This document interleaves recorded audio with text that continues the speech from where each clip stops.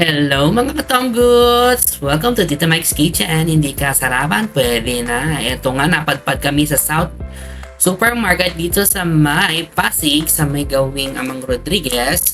So nagugutom kami, gusto namin ng merienda. Ayun, naghanap kami ng merienda, kanin. Taray, kanin, merienda. So ayan na, meron pang bakas ng Halloween kasi last month pa to. Wala kasi mag-edit, kaya yun. Ang ganda na area nila kasi napaka-consistent nung kanilang theme, One Piece. At higit sa lahat, pet friendly, basta naka-diaper ang mga doggies. Okay?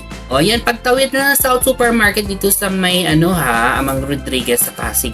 So eto yung merienda wings na soya, honey barbecue at saka teriyaki. Tapos may spaghetti at saka Alfredo pasta. So tikman natin. Ang overall rating namin ay sa chicken wings, pagsamahin ko na price at sarap, 4 out of 5.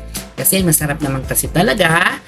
Sa pasta naman, bibigyan namin yung dalawa na yan, yung spaghetti saka si Alfredo ng 2.5 out of 5.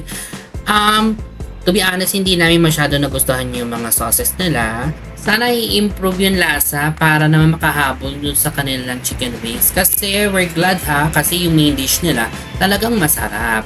So guys, kung sakali makita kayong dog wings, try nyo. Maraming branches to. Pero kung dito kayo sa Pasig, sa may Amang Rodriguez, tatawid lang ng South Supermarket Yun lang. Bye!